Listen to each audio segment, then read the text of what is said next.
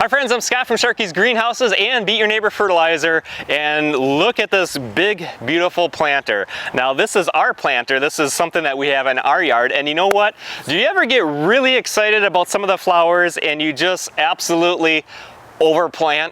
Well, it happens to us too, and that's exactly what happened with this great big container. And this is a big planter. I mean, it's massive. It's probably over 100-gallon size, and we really got excited and we planted this really full, and guess what? Some of this just outgrew some of the other plants, and they're just getting snuffed out and growing right on over. So what I'm going to do is I'm going to go through and dig out some of the ones that are being overgrown, and I'm going to make up a separate new little planter because we love those flowers, but they just didn't work with this. So let me go through some of the different flowers that we have in this great big planter. So over here you can see we have a couple different types of dahlias. So we have dahlias here, I have dahlias over here. I've got a third dahlia in the back. We have this Angelonia. This yellow, this is Lantana. These are both deer resistant. That's great. We have problems with deer munching on our flowers too, so this is a great one to have in this container. They don't like the Angelonia and they don't like this Lantana.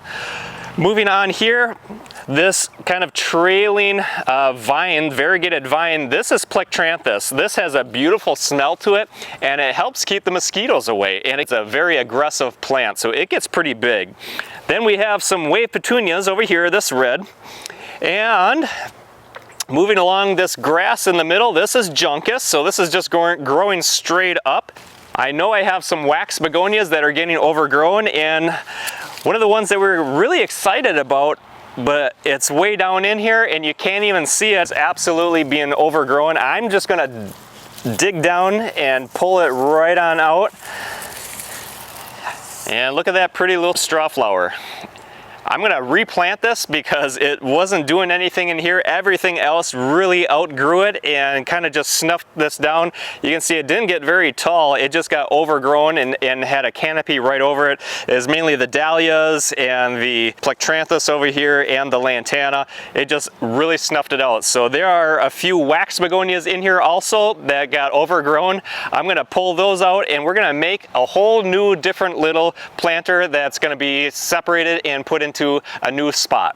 So we found 3 wax begonias and then this straw flower, and we had an extra container, so we went through and planted them up. We're gonna hit them with the Beat Your Neighbor fertilizer and get everything growing and get them back to where they should be.